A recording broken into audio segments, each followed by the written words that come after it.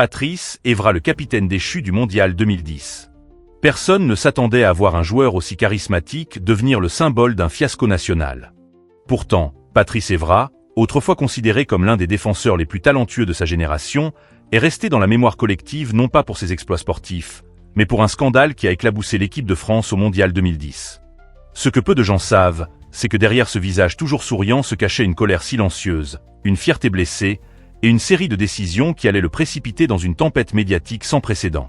Avant même la Coupe du Monde, Evra était déjà une figure controversée. L'épisode tristement célèbre où il s'est battu avec un supporter de l'UEM, sous les caméras, a terni son image de professionnel exemplaire. Cet acte de violence, perçu comme un signe de mépris et de suffisance, a profondément choqué l'opinion publique française. Mais le pire restait à venir.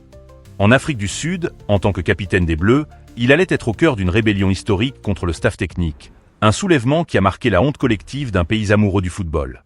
Comment ce garçon parti de rien, né à Dakar et élevé en banlieue parisienne, est-il passé de l'enfant souriant rêvant de gloire au footballeur le plus haï de France?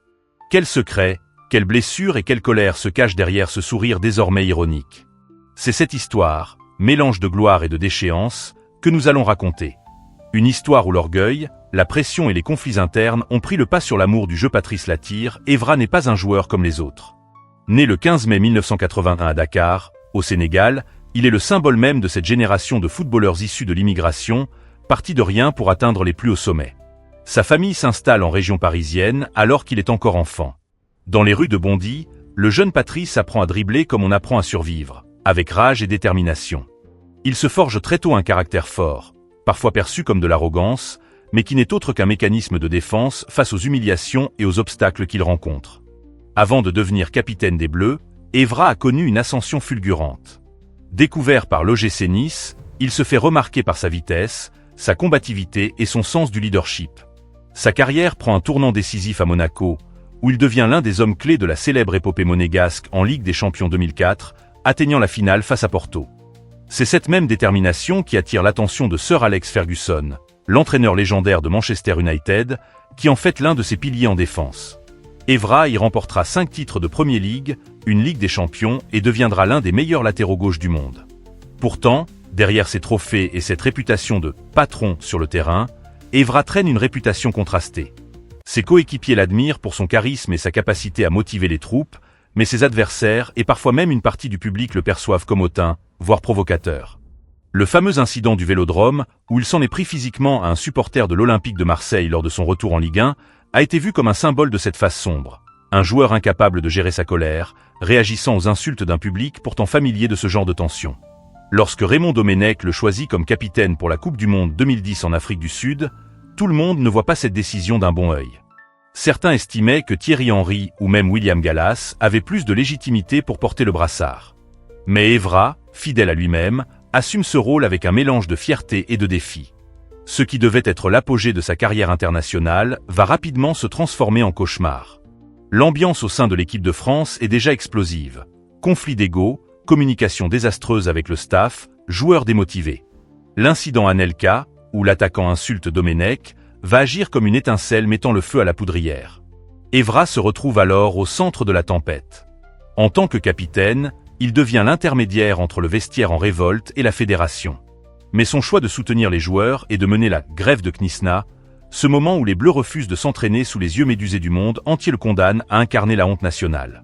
Ce jour-là, Patrice Evra n'est plus seulement un footballeur.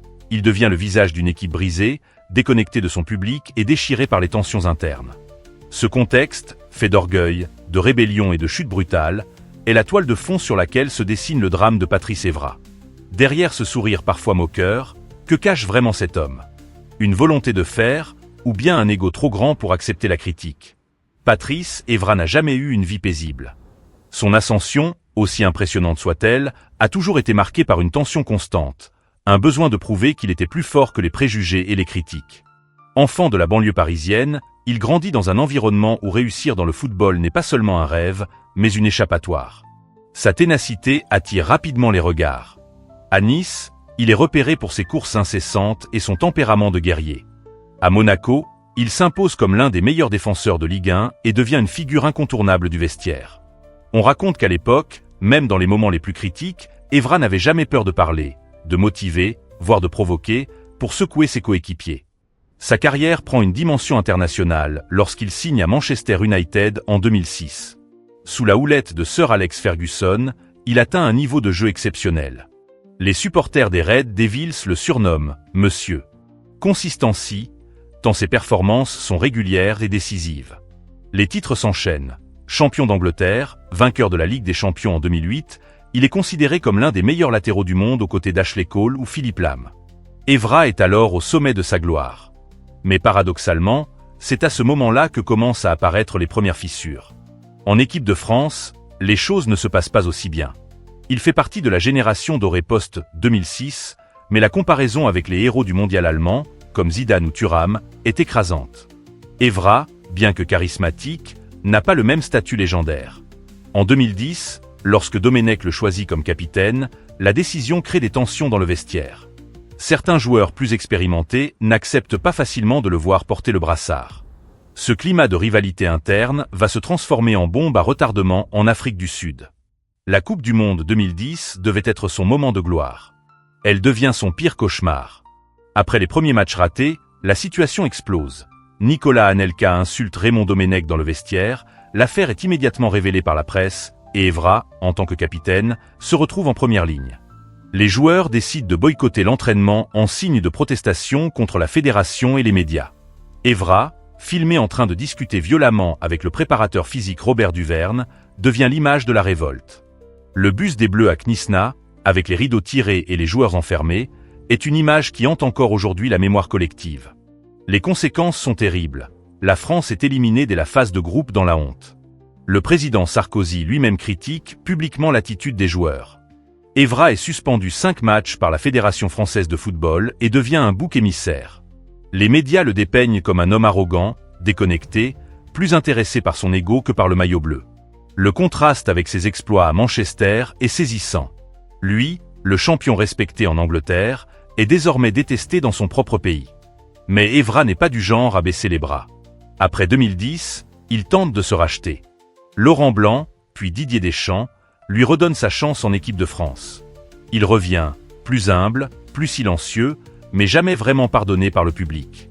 Même ses performances solides lors de l'Euro 2016 ne suffisent pas à effacer la tache indélébile de Knysna. Sa carrière en club connaît également des hauts et des bas. Après son départ de Manchester, il joue à la Juventus et remporte plusieurs titres en Italie. Mais un autre incident, en 2017, vient à nouveau entacher son image. Avant un match de Ligue Europa avec l'EM, il perd son sang-froid et donne un coup de pied à un supporter marseillais qui l'insultait. Cet acte, filmé et relayé dans le monde entier, rappelle ses vieux démons. L'EM le licencie immédiatement, et Evra annonce peu de temps après la fin de sa carrière professionnelle. C'est cette dualité qui rend l'histoire d'Evra si fascinante. Derrière le champion au sourire éclatant se cache un homme de feu, imprévisible, parfois incontrôlable. Son parcours est celui d'un enfant des quartiers devenu une star mondiale, mais aussi celui d'un capitaine tombé en disgrâce. Victime de ses choix et de son tempérament, point derrière le sourire éternel de Patrice Evra se cache une histoire bien plus sombre que ce que l'on croit. Car si les médias l'ont érigé en symbole de l'échec français en 2010, peu de gens savent ce que le joueur a vraiment vécu en coulisses. Lorsqu'il a été choisi comme capitaine pour le mondial, Evra savait qu'il ne faisait pas l'unanimité. Il sentait les regards lourds de jugement dans le vestiaire, et chaque mot prononcé par Raymond Domenech semblait creuser un fossé entre le staff et les joueurs. Le climat était si délétère que, dès les premiers jours en Afrique du Sud, l'équipe vivait comme une bombe prête à exploser. Evra, qui avait toujours joué le rôle du motivateur, du grand frère, a vu ce vestiaire se fissurer devant ses yeux. Il raconte plus tard « J'ai senti qu'on nous avait abandonnés. Ce mondial, on ne l'a jamais vraiment joué. Le clash avec Anelka et la fuite dans la presse n'ont été que la goutte d'eau. Le capitaine a pris la décision de soutenir ses coéquipiers contre ce qu'il voyait comme une machine médiatique impitoyable. La grève des Bleus n'a pas été qu'un caprice. C'était, selon lui, une manière de dire au monde que l'équipe était plus qu'un simple punching ball. Mais la réalité, telle qu'elle a été perçue, était bien différente. Les médias se sont acharnés. On le traite de traître, de joueur sans cœur, d'homme déconnecté du peuple. Evra n'a rien compris au maillot bleu, titrent certains journaux. Il reçoit des insultes, des menaces, et même certains anciens joueurs, comme Lilian Thuram, le critiquent ouvertement. Pour Evra, le coup est terrible. Il confie dans une interview « J'ai senti que tout ce que j'avais construit en équipe de France s'était effondré en une journée. Ce n'est pas seulement une histoire de football, mais une histoire d'homme. Derrière le capitaine contesté se trouve un enfant blessé, celui qui a grandi sans père, celui qui a vu ses rêves menacés par la violence des cités, celui qui a dû se battre pour exister. Knizna n'était pas seulement un échec sportif, c'était aussi un miroir cruel tendu à ses failles intérieures. Puis vient 2017, l'épisode de Marseille. Une provocation de trop, une insulte de trop, et Evra craque. Sous les yeux des caméras, il assène ce coup de pied à un supporter, comme si toute la colère accumulée depuis des années explosait d'un seul coup. Les images font le tour du monde. Une fois de plus, Evra est jugé non pas pour ce qu'il a accompli, mais pour une erreur fatale. Il le reconnaît lui-même, j'ai perdu mon sang-froid. Ce n'est pas moi. Ce jour-là, j'ai trahi mes propres valeurs. Et pourtant, malgré tout, Evra n'a jamais cherché à fuir les responsabilités. Dans plusieurs interviews, il revient sur ces moments sombres avec une franchise désarmante. Il assume la grève de Knizna, tout en avouant que c'était une erreur stratégique. Il assume son coup de sang à Marseille, tout en expliquant la douleur des insultes personnelles qu'il subissait. Ce mélange de fierté et de vulnérabilité est peut-être ce qui rend son histoire si unique. Les réactions du public sont toujours tranchées. Pour certains, il reste le capitaine de la honte, celui qui a sali l'image des Bleus. Pour d'autres, il est l'homme qui n'a jamais reculé, qui a toujours... Le regard qu'il porte aujourd'hui sur son passé est teinté de nostalgie et de cicatrices invisibles. Je ne suis pas parfait. Mais tout ce que j'ai fait, je l'ai fait avec mon cœur. Patrice Evra est l'un de ces personnages qui ne laissent personne indifférent. Pour certains, il restera toujours ce défenseur élégant, courageux et déterminé, capable de tenir tête aux plus grands attaquants du monde. Pour d'autres, il demeure l'incarnation d'un certain décalage entre les joueurs et les supporters, un capitaine incapable de gérer une crise qui a marqué l'histoire du football français d'une cicatrice profonde. En analysant son parcours, il est impossible de réduire Evra à un seul événement. Oui, Knizna restera à jamais lié à son nom. Oui, ce coup de pied contre un supporter marseillais reste une image violente et choquante. Mais peut-on ignorer tout ce qu'il a apporté au football ? Avec Manchester United, il a fait partie d'une équipe légendaire, remportant titre après titre aux côtés de Ryan Giggs, Paul Scholes ou Cristiano Ronaldo. À la Juventus, il a prouvé qu'il avait encore l'âme d'un champion en remportant plusieurs Scudetti. Ce qui est fascinant avec Evra, c'est sa manière d'affronter la critique. Là où d'autres auraient disparu dans le silence, lui a choisi de parler, de se confier, parfois de provoquer encore plus. Sur les réseaux sociaux, il est devenu une personnalité à part, mélangeant humour, sincérité et un certain goût pour les punchlines.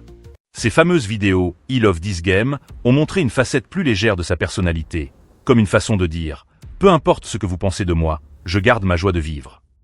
Le canal Révélation Célèbre considère que l'histoire de Patrice Evra est avant tout celle d'un homme complexe, à la fois admiré et incompris. Derrière ses sourires et ses blagues, on devine les blessures d'un enfant de banlieue qui a dû s'endurcir pour survivre. C'est aussi l'histoire d'un joueur qui, par orgueil et par loyauté envers ses coéquipiers, a accepté de devenir le visage d'une rébellion, quitte à sacrifier son image publique. Mais qu'en pensez-vous ? Est-ce que Patrice Evra mérite encore d'être jugé par le prisme de Knizna, ou devrions-nous, au contraire, célébrer son incroyable carrière et sa personnalité hors norme ? Était-il un capitaine trop franc, trop entier, pour plaire à un public habitué aux discours lisses et aux excuses toutes faites ? Et vous, spectateurs, que retenez-vous de Patrice Evra ? Ses exploits sous le maillot de Manchester United et de la Juventus, ou les polémiques qui ont marqué sa carrière en bleu ? Est-il une légende inachevée ou un exemple de résilience dans un monde où l'on pardonne si peu ? Patrice Evra est l'exemple parfait d'un joueur dont l'histoire dépasse largement le cadre du terrain. Derrière le champion qui a soulevé la Premier League et la Ligue des Champions, il y a un homme qui a connu les plus grands triomphes et les chutes les plus brutales. Knizna, le coup de pied à Marseille, les critiques incessantes, tout cela aurait pu l'anéantir. Pourtant, il a continué à avancer, avec ce sourire provocateur, comme pour dire au monde « Vous ne m'abattrez jamais ». Aujourd'hui, Evra n'est plus le capitaine contesté, ni le joueur adulé d'Old Trafford. Il est un homme qui parle sans filtre, qui se livre sur ses blessures et ses erreurs, et qui n'hésite pas à dire la vérité, même si elle dérange. Ses confidences récentes, où il raconte son enfance difficile et les humiliations qu'il a dû surmonter, ajoutent une profondeur inattendue à son personnage. On découvre un Evra plus humain, plus fragile, qui n'a jamais cessé de se battre pour mériter sa place dans un monde souvent impitoyable. L'héritage d'Evra est paradoxal. Il restera dans l'histoire pour ses trophées, mais aussi pour ses controverses.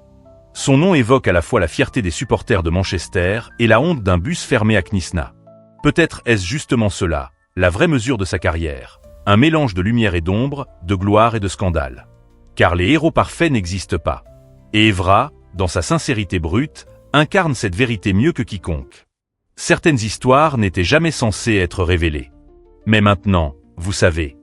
Derrière le sourire éclatant d'Évra, il y a une histoire de lutte, de rage, de passion, et d'un homme qui, malgré tout, n'a jamais cessé d'aimer ce jeu.